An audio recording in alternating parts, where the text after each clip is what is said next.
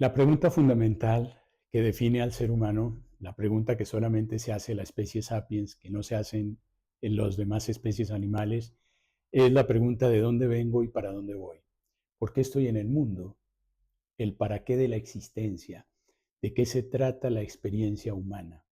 Esto es básicamente la pregunta del por qué estoy aquí. De eso vamos a hablar en esta pequeña cápsula de este canal que es la séptima dirección, un canal donde abordamos temas de desarrollo humano a la luz de la filosofía perenne y a la luz de la espiritualidad. Abordamos temas de espiritualidad y temas de desarrollo humano. Bien, para entender esta pregunta me gustaría remitirme a lo que han dicho los grandes filósofos de la antigüedad. Eh, el objeto de la vida humana es buscar la perfección como seres humanos, terminar de humanizarnos. Hace unos 70 años, el célebre sacerdote jesuita, paleontólogo, filósofo y teólogo Pierre Teilhard de Chardin decía que el proceso de hominización ya estaba terminado, pero permanecía inacabado el proceso de humanización. Todavía nos falta o nos faltaba hacer algo para terminar de humanizarnos. Este es un trabajo o es un proceso que permanece inconcluso. Pero ¿cómo podríamos nosotros terminar de humanizarnos? A través de la toma de conciencia o a través de la concienciación de nuestra realidad como seres humanos, a través de la comprensión de lo que significa ser un humano y a través de las implicaciones de lo que es ser un humano dentro del universo. Eso implica una exploración interior y una exploración exterior, y en esa dirección va el desarrollo de la sabiduría. Pues bien, para muchas personas este largo proceso, este proceso de toma de conciencia es eso, es un proceso de evolución de la conciencia.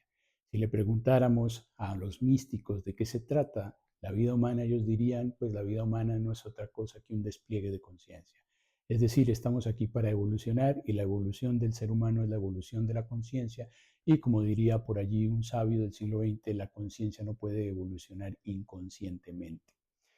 Por lo tanto, la pregunta sería, ¿y en qué consistiría la evolución de la conciencia?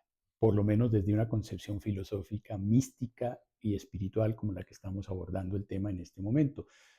No desde una perspectiva de la evolución del sistema nervioso. Estaríamos hablando de en qué consiste la conciencia, en qué consiste la evolución de la conciencia. Y en esta perspectiva yo quiero señalar que la conciencia tiene dos dimensiones.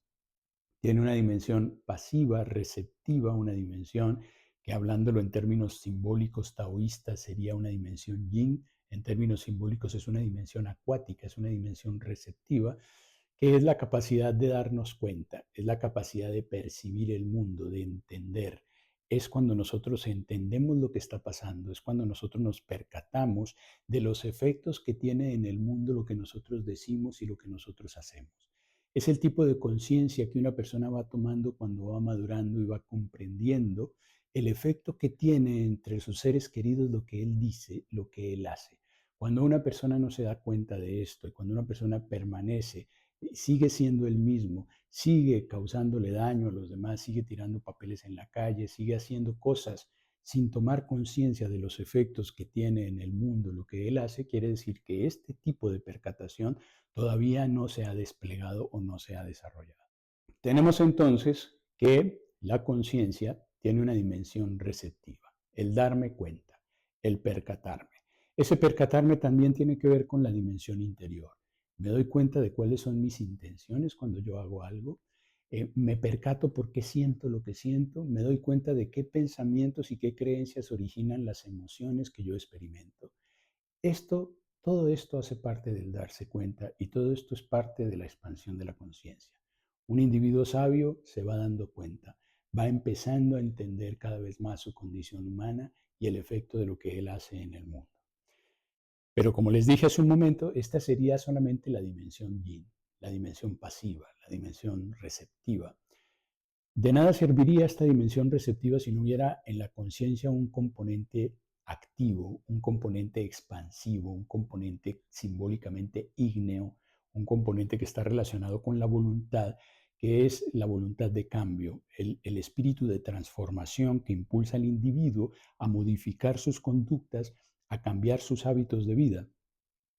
Si yo me percato de que actuando de una determinada manera estoy perjudicando mi entorno, estoy causando un daño al otro, me estoy dañando a mí mismo, entonces es donde puede intervenir la conciencia activa para yo empezar a hacer los cambios que necesito realizar. Este es un tipo de conciencia que para muchas personas puede resultar más difícil, porque nosotros somos de alguna manera resultado de lo que hemos hecho a lo largo de nuestra vida. Entonces, modificar nuestros viejos hábitos implica cambiar, quitarnos ciertos defectos o transmutar esos defectos en virtudes y por lo tanto implica una transformación, en cierto modo, una transformación de nuestra personalidad. Abandonar una manera de ser para adoptar una nueva forma de ser. Esta sería la segunda forma de la conciencia, más bien una segunda forma de manifestación de la conciencia activa, la conciencia yang, mi voluntad de transformación, mi capacidad de transmutar, mi capacidad de hacer cambios, mi capacidad de transformar un estado de ira en un estado de comprensión, por ejemplo.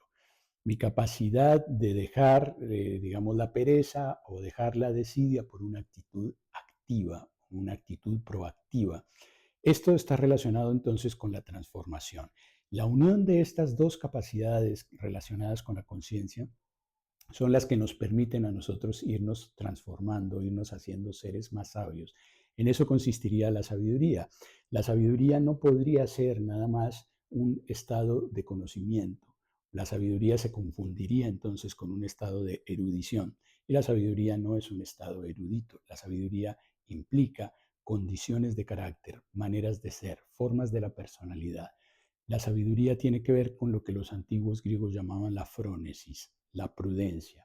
¿Cuál es la forma como yo enfrento el mundo? ¿De qué manera yo enfrento mis problemas? ¿De qué manera los resuelvo? ¿Sigo siendo esclavo de mis propios defectos, de mis propias pasiones, de mi propia impulsividad? ¿O me estoy haciendo dueño de mí mismo y me estoy haciendo cada vez más libre? Me estoy empoderando frente a mí mismo. En esto consistiría la evolución de la conciencia, en el cultivo de estas dos grandes capacidades. Si te ha gustado el contenido de esta cápsula, te invito a que le des like y a que te suscribas al canal. Muchas gracias.